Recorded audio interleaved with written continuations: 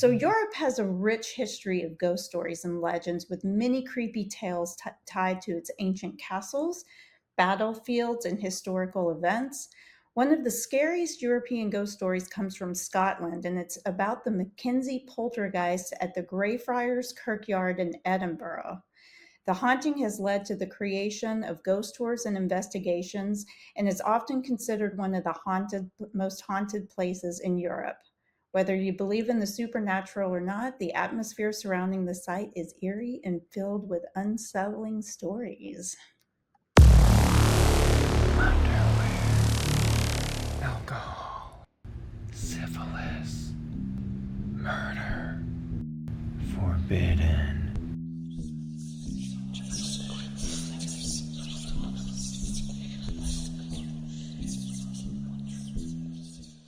Love that Yeah. we're going international. Yes, we are going international, and I love, Europe. I'm not a big fan of Ireland and Scotland. Sorry, guys, if you are listeners from there. I'm more into England myself, but I love Europe and all of the things that surround it and how old it is. So I'm sure that I actually know that there are tons of ghost stories and poltergeist stories like in Europe, but this one seems to be quite a doozy. Well, I'm offended because I'm Scotch Irish. Well, I'm Scottish too. I found that out. My dad did a that 23andMe, and he's mostly from England, Wales, and Scotland. So I don't even like myself. Well, we do live with that, don't we? Yes, yes, we do. Well, listener, viewer, subscriber, welcome to Forbidden, the podcast where we discuss the disgusting, the dark, and the disgraceful in our unmentionables. That's right, we have slipped into something more comfortable, and we hope that you are doing the same. I'm Blake Roberts. And I'm Amanda Kamado. And before we dive into our series, what Amanda are you drinking this evening? It's been quite a week for me. So I have poured myself a double vodka soda this evening. So I am doing that. What, pray tell, are you having this evening? Well, I'm double fisting this evening. Oh, One is non-alcoholic, but we'll oh, start with my wine because I always boring. do. I know. I'm doing a Rioja for my red, and then I needed something to quench my thirst because I was feeling dry from the end of the day. But I have this little etched glass. It has like a Ouija board, so it's got a planchette, Oh, and then it's that's got the very whole. cool. I I like designed it. that. Um, I used to work for an engraver, so I designed it, and I thought it would be fun to break out for this evening. Yeah, that is really cool. I would love to have one of those. Do you have a collection of them or just one? I have just like weird one-offs. I have like a couple, but they're not the same thing. Mhm. I Yeah. also have one that's got it's The Shining, and you know how it said when he was typing it said all work and no play make Jack a dull boy. Mhm. It's like on repeat. So I have that wrapping like fine print wrapped all the way around the glass, but instead of Jack it says Blake. Oh, that's amazing. I Yeah. love that. Yeah, very cool. Well, I love your Well, glass and cheers. cheers. And we're talking spooky locations, we're talking spooky glassware, and that's because this is our limited series Séance. We are stepping into the shadows to explore chilling tales of hauntings from around the world. Place your fingers on the planchette, and let's dig into the paranormal with spine-tingling stories. The haunting begins now. Awesome. So, just before I get started, I wanted to let you know what my sources were for this. And it was Wikipedia, vocalmedia.com, paranormal, paranormalfieldinvestigators.com. And then I took some excerpts from a book about this poltergeist that's available on Amazon. It's called The Ghost That Haunted Itself, The Gruesome Ghoul of Edinburgh's Greyfriars Graveyard, and it's by Jan Henderson. and it's a book about the Mackenzie Poltergeist. And I read some excerpts from the book and just through Amazon, and I really want to get the book because he actually has like all of these different tales from people who have had experiences with this poltergeist. So I think it would be a really cool book to actually sit down and read, and it's probably pretty scary. But a little about the Mackenzie Poltergeist. It's one of the most chilling and notorious ghost stories in Scotland, and it centers around Greyfriars Kirkyard in Edinburgh. So, a kirkyard, from what I can tell, is a cemetery. This is an excerpt from the foreword of the book. It says Greyfriars Cemetery in Edinburgh has a centuries old reputation for being haunted. Its gruesome history includes witchcraft, body snatching, desecration, corpse dumping, and live burial. Oh, Yeah. In 1998, something new and inexplicable began occurring in the graveyard. Visitors encountered cold spots, strange smells, and banging noises. And when I say banging noises, I'm not talking about people fucking. darn it. This is going to get really good real quick. Yeah, fucking in the graveyard. I don't think I would do anything in this graveyard. They found themselves overcome by nausea or cut and bruised by something they couldn't see. Over a period of 2 years, 24 people were knocked unconscious. Homes next to the graveyard were plagued by smashing crockery, moving objects, and unidentified laughter.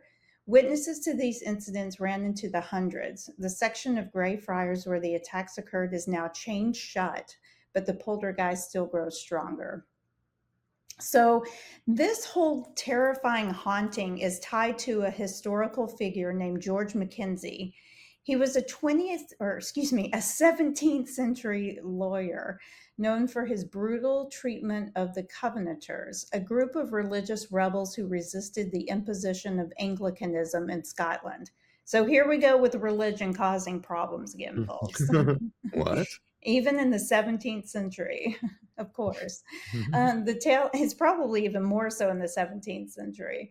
The tale has gained significant attention over the years due to the violent and often aggressive nature of the poltergeist, as well as the eerie happenings reported by witnesses. So, a little bit about George Mackenzie. He earned the nickname Bluidy Mackenzie. So, that's Bluidy, which means bloody Mackenzie, in 1677 for his role in the persecution of these Covenanters. Many of them were tortured and executed for refusing to conform to the Church of Scotland. Mackenzie was especially ruthless in his efforts, and his grave lies in Greyfriars Kirkyard. In the late 1990s, again, is when a disturbing phenomenon began to unfold when grave robbers disturbed the tomb of George Mackenzie. So this started when after his grave was robbed. It is believed that this disruption released the restless spirit of Mackenzie, leading to the manifestation of the Mackenzie Poltergeist. Since then, the ghost has reportedly caused intense paranormal activity in the area. And about this paranormal activity, the Mackenzie Poltergeist is known for its violent behavior.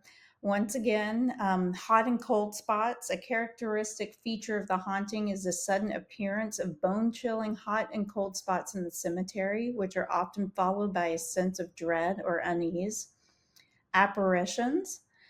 Some people claim to have seen the figure of a man dressed in 17th century clothing, presumably the spirit of George Mackenzie himself wandering the graveyard. Can you imagine like seeing someone dressed up in 17th century garb, like walking around? That would be so creepy. That would be creepy. Amanda, I'm going to need you to finish telling this story with a Scottish brogue. Can you do that? I cannot. Wouldn't it be funny if I could, though? We would need to get subtitles. Yeah, exactly. There's also been physical attacks and aggressive behavior.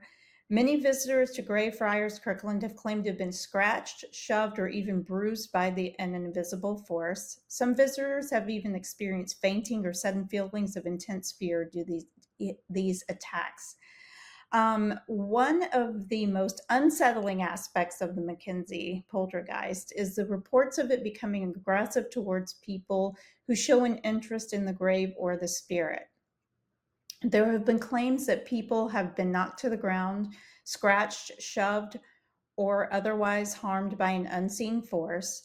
Over the years, there have been numerous reports of cuts, bruises, and burns on witnesses' bodies, often under their clothes, which is interesting.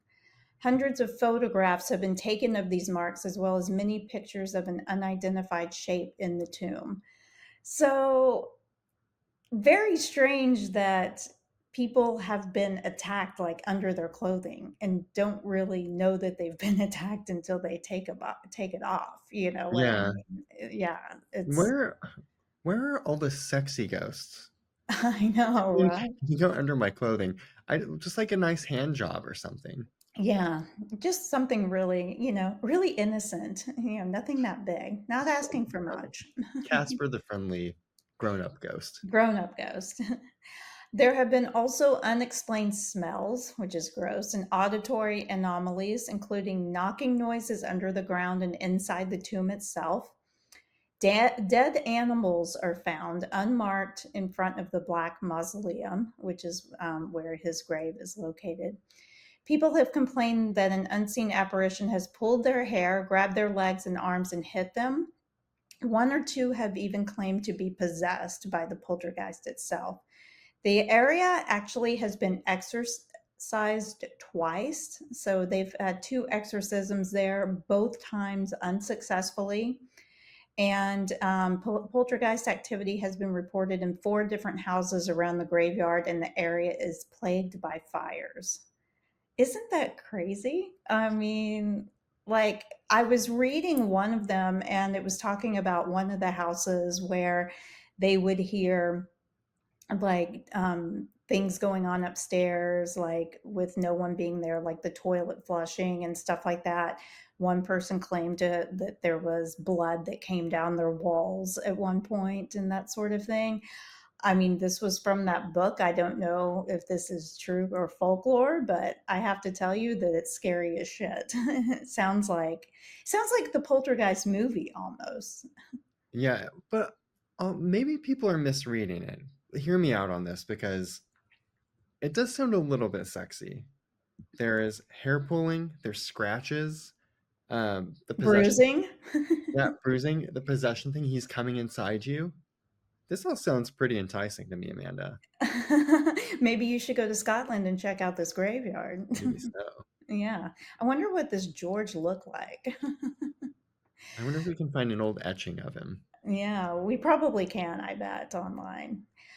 So, a little about the vaults and paranormal investigations. The most famous location tied to the Mackenzie Poltergeist is the Covenanters Prison, a dark, locked off section of Greyfriars Kirkyard where Mackenzie's tomb lies. Paranormal investigators and ghost tours frequently visit the site, and many believe that this is one of the most haunted locations in the entire world.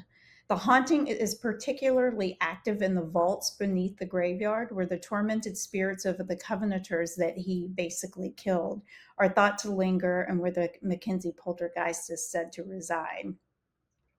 One of the most disturbing parts of the tale is how the Mackenzie poltergeist seems to have a targeting element. Another one. It's a little sexy and being targeted. So, Yeah. people who visit the tomb or show interest in the hauntings are often the ones who experience the most violent reactions. So, my guess is if you went over there, you would probably get haunted. Yeah. There's obviously some skepticism and people trying to explain. It says, while the legend of the Mackenzie poltergeist is gripping and terrifying, some skeptics argue that the reported experience could be a result or suggestion of the power of expectation. It says visitors may be more prone to hallucinations or fear based reactions due to the dark and eerie atmosphere of the site, as well as the heavy historic history surrounding it. However, the sheer number of reports from both amateurs and experienced investigators lends a certain weight to the claims of paranormal activity. And if there have been pictures taken, by the way, and books written about it, I'm telling you, I don't think these people are making this shit up. I don't either. I believe it. Yeah. Well, whether you believe in ghosts or not, the Mackenzie Poltergeist remains a captivating and terrifying story of a vengeful spirit who seems to have a special vendetta against those who dare to uncover its dark history. Greyfriars Kirkyard is now a popular location for ghost tours, and many people who venture there report feeling an undeniable, unsettling presence, making it Scotland's most haunted places. And that is the story of the Mackenzie Poltergeist. Short and sweet. Creepy. Do you know what part of Scotland that's in? Edinburgh. Oh, you So said that. yeah, yeah. So that's, I think, a major city. I think it's like the major city. I think it is too. I don't. Do they have capitals? I mean, like when if I think of Scotland, I think of Edinburgh, like I think of London when I think of England. But I don't know if they have capitals over there. I feel like I'm very stupid right now and don't know a lot about Europe. You know, Oh, my there's sister went to Edinburgh back in October, and I should ask her if she went to this because she loves like ghost stuff. And so I would not be surprised if she did not go by this graveyard. yeah, it's on the east side of Scotland, and it's Glasgow's the other one, which is Oh, yes, yes, that's the just other one. due west. Oh, it looks cool. There's lots of cool photos that we will include on YouTube. And spooky. I love poltergeist stuff. Yeah, yeah, it's pretty crazy. It's also we've talked about it before. It's one of my favorite movies. Yes. And the reason that I did this is not because only because I love Europe and, know that there are a lot of creepy things going on around there. But I myself feel that I was targeted by a ghost in New York because I saw this ghost more than one time when I was in New York, and I'll tell the story real quickly. So I've done some research to try to see if like there's anyone else who has seen this ghost, and I can't find anything about it. Like if there is, I know that there are ghosts that are said to haunt like the West Village or Greenwich Village area of New York City, which is where I lived whenever I was there, for the listeners, and where this happened. So one, it was like it was like a late afternoon, and I want to say it was like on a Sunday. And I think Ron and I were walking to brunch. So he was with me and he saw this ghost the first time with me. So he can back this shit up like for real. But we were walking, I believe, to brunch on 12th Street between 6th and 7th. So it's a really quiet street and it has a lot of old townhomes on it, mostly townhomes. I think there are maybe like two buildings of apartments or condos on that street. The rest of them are old townhomes. So you kind of get the idea of, what the street looks like. I'm sure you've been down the street, honestly. Um, Mhm. it's kind of like over down by where the James Beard Foundation and stuff like that is. Uh-huh. But anyway, so Ron and I are walking towards Sixth Avenue, right? So we are headed west, or excuse me, east. And all of a sudden, I was walking a little bit in front of him, because New York sidewalks are, really narrow Uh-huh. and you don't want to hog up the sidewalk. I'm going to give you a, tourist tip there. Yes. You do not take up the whole sidewalk as a couple. I hate you if you do that. I hate you. Yes, we all hate you. The So worst. don't fucking do it and don't walk slow. Don't be on your phone. And don't be Step on your. over by the trash cans or something if you need to text. Yes, exactly. Get Don't. out of our fucking way. So we were doing the proper New York walk. I was a little bit in front of him. And all of a sudden, on one of the stoops of a townhome, I saw this figure sitting on the steps of the stoop. And it looked like it was like kind of grayish color, in the face. And at first I thought it was just like an old woman, but it had like a robe thing on it, almost looked like a cloak, and like I was just like, what the fuck is that? I couldn't even call it a person because I was just like I was stunned. I was absolutely stunned. And then like I got like chills when I saw it. And Ron was right behind me. And as soon as we got past it, I turned around to him and I said, "What the fuck was that?" And he's like, "I don't know." And we both turned around and it was gone.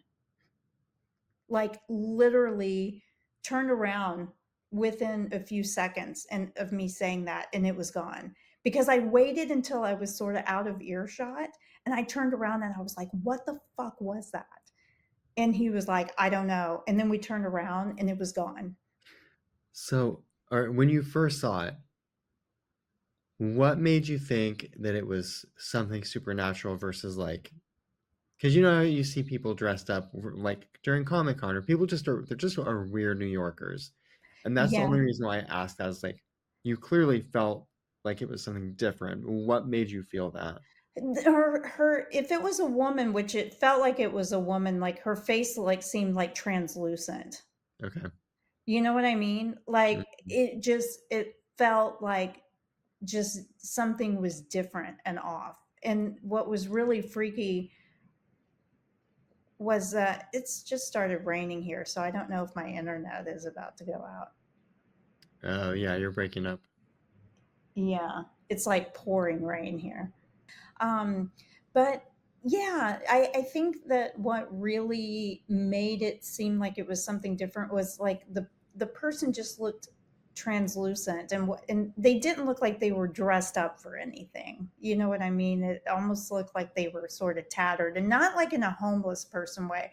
And when the person was not around anymore, I'm talking like they totally disappeared. We There wasn't a door that closed. There wasn't time for someone to have opened and closed a door. There was no one walking down the street after that, so it wasn't like some vagrant just sitting on somebody's stoop, and then, getting up and walking away. It was chilling.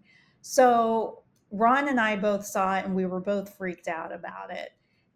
And then probably about 6 months later, I was walking down 6th Avenue with Ron. Now, he did not see it this time, but we had a hankering for some hot dogs. Me too. Always love a nice wiener in between some buns. Yes. And so we went down to Papaya Dog on 6th Avenue. And we got a couple of hot dogs and, just ate them there at the counter. And then when we were walking back, I was again kind of ahead of him a little bit. And I got to like the corner of, I don't know what it was. It may have been like, my guess it was probably around like where 6th Street meets like Bleecker Okay. Street. So like a little bit further down from where I saw this ghost before. And I came upon this person or thing that was dressed just like the person that we saw on the stoop. And it turned around and looked at me straight in the face. And it had like crazy eyes and the translucent um, face and everything like that, and looked very evil. And then like turned back around and then was gone again before I could even say anything to Ron. Two questions. Hmm. The first, what does crazy eyes mean? Tell me about the crazy eyes. And two, how many vodka sodas deep were you at this point? I actually wasn't drunk. I wasn't. I was not drunk this evening. It was earlier in the evening. It was sort of like twilight time, so it was a little earlier in the evening, and the eyes looked like they were glowing a little bit or something, Hmm. just like an intense glow to them, and like the face just looked it was just very scary. It almost looked like what you would think a witch's face or something would look like. You know what I mean? Yeah. It was really weird, but I saw the same apparition, ghost, poltergeist, whatever you want to call it, like twice in the West Village, and I'm convinced it was the same one, and that it targeted me twice. Why, I don't know. Yeah. But I saw it again. That's creepy. Yeah, it was really creepy. So, did you ever experience anything else like that? Mm-mm, I mean, not 2 is enough. yeah, 2 was enough for me. I was always wigged out though, walking down 6th Ave, like particularly anything south of 12th, because that's where I kind of honed in on my investigation of, has anyone seen, this ghost in the West Village. I should Mhm. I should put something on next door or something and ask if anyone has seen a ghost on 12th between 6th and 7th or roaming down 6th Avenue, Yeah. because it was not like a sickly homeless person or something like that. You know what I mean? And when they when I saw it the next time, it just gave me like the stare that it gave me, just like went, it was like it was looking through me. Do you know what I mean? Like it was staring through me, and I felt just nothing but like frozen fear, as I saw it. And then when it went away, I was just kind of like, what the fuck? And I told Ron, I turned around and I was like, I saw the ghost again. And he was like, what? And he didn't see anything, but he knew. I was like, it looked exactly like it did sitting on the stoop, but it was closer. Like it was like literally this far from me. You know what I mean? Mhm. Yeah. Like if it breathed, I probably could have smelled its gross breath. But I was like, just I felt like I was paralyzed in fear. So that's why too. I think it was something paranormal. But that was really creepy. Yeah. Um, where were you going to brunch that first time? Do you remember? Bar 6. Oh, bar 6 where we saw Becky from Roseanne. Yes, the first Becky, The first Becky. the Yeah. OG Becky. Oh, that was so fun. I know. I Bar know. 6, that's a great spot. I love that spot. Mm. In fact, I have a picture of myself right above me at bar 6. The one that Ron got printed off, that Caruso took of us, and he got Mm, it printed off for me for my Christmas present this year. So I have cute. it hanging over my desk in my bedroom area because I love bar 6 so much. But did you have any ghost stories in New York, or paranormal sightings in New York? No, tons of spirits, but only the liquid kind. Yeah, well, I had a Well, shit ton of those. yeah. All my ghost stories for most of my ghost stories, the things that happened to me were in Savannah from the first episode we did from this series. Mhm. I did have one other story from Oklahoma when I was a kid, but maybe I'll save that. I feel like we need to do a talk of shame, a little recap for our mini series. Yeah, this was a good mini series, I thought. It was fun. Yeah. And I kind of wish it was going on longer, because I feel like we've barely tapped into, like we did the US and then I tapped into Europe tonight, but that there are, I was reading about this one from Germany that was about these like wild, like dog-like creatures, like back sort of in the, it was either the 14th or 16th century, that went around in packs and like would kill people and stuff like that. And some people were like, oh, it's probably just wolves or something like that, and I'm like, no, wolves don't just like run around and kill people. Like yeah, these were like big, like animals doing stuff that were, these crazy creatures. And I just know that maybe we'll make this a recurring series, that we can do like once every few months or something like that. I would like that. I love the supernatural stuff. Me And I too. think you and I have both experienced it. Mm-hmm. So, but wait, here's what I would like to do for our next talk of shame, because I still have my Oklahoma story from when I was a kid, which is pretty creepy. Not Mm-hmm. quite as creepy as yours, Mm-hmm. um, but still, for a kid, creepy. But I've told you offline, but I'll share it now. Next week, I'm going to do a paranormal investigation in Los Angeles, Right. and it's work related. It's actually for a fundraiser, which sounds odd, but it's true. Um, but I think it could be fun. I could do a little, Recap. yeah, a little bonus story I can give. Some fun. It's it's connected to some famous murders. I'll say that. Okay. But yeah, it should Very be fun. cool. Oh, and you know what I realized today? We're staying in the hotel that we're staying at is in Santa Monica, just blocks away from the Georgian Inn, which was what I finished my Route 66 story with. Yes, I was about to say, wasn't that in your Route 66 story? Yeah, So so I think we're gonna try to go have cocktails there. very cool. You should take photos Yes, for absolutely. sure. And hopefully you'll have some sort of experience while you're there so that you can talk about it. Ghost with a hand job. Yeah. I'm putting that out into the universe. I have some things a couple things to talk about in the talk of shame too, because I have um, paranormal things sometimes that come through my dreams.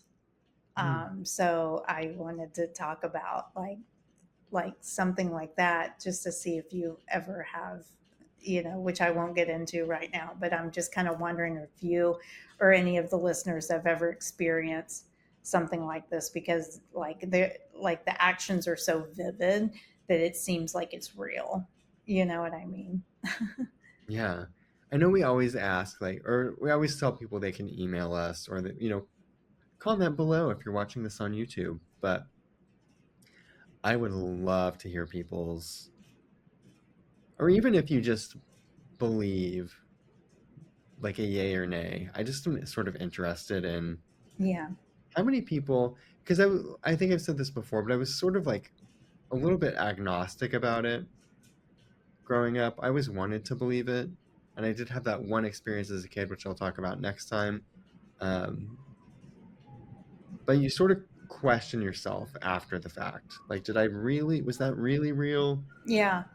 If And Ron it wasn't, if Ron hadn't been with me when I saw the person on the stoop, I may have thought that I was just, drunk or something. yeah, But when he confirmed it, I was like, "Oh my god. Okay, you saw it too." yeah. So I'm just curious to know like where people stand. Let's take a poll. Like, are you a hard yes or a hard no? Or are you like somewhere in the middle? Because I always was until I moved to Savannah, I was always in the middle, but I wanted to be a yes. Mhm. Like I wanted to believe.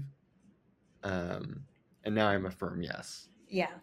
I'm a hard, I'm like a hard 8 inches of yes. I am very, very yes. And that New York thing just threw me for a loop. That and the one like with my that I talked about with my animals, you know, Mm-hmm. coming through to me in a couple of different ways. So maybe I have a gift or something. I don't know Maybe. that I need Yeah, to tap into. maybe. Yeah. Yeah, a gift of something. Eh, we do need some sort of a gift. Well, I guess this is as good a time as any to talk about where people could actually send their ghost stories or comment and follow us and all that good stuff. That's right. It's hello at theforbiddenpod.com. Yeah. You can email us there.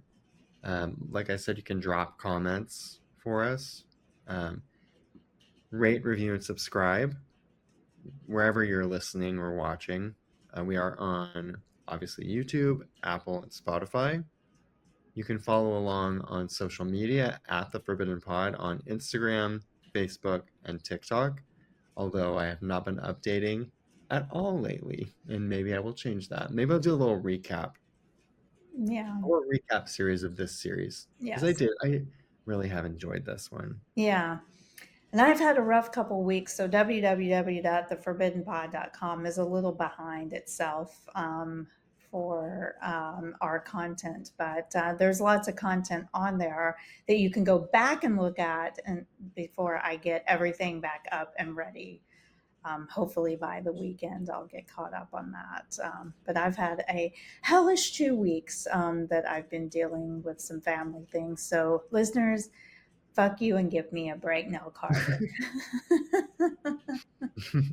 Just kidding. Not fuck you. We appreciate you. Unless you're really attractive, and then we will fuck you. Yeah, that's true. We'll keep our options open. Yes. Well, Blake, thank you for listening to my story of Scotland and the Mackenzie Poltergeist, and then And your the other creepy ghost New York story. story. Yeah, it was so creepy. Yeah. Yeah, I loved it. I loved both of them, but I kind of your your personal story was like it's really creepy. I loved it. yeah. Thank you. Yeah. And Really fun. listeners, as always, we thank Thank you. you.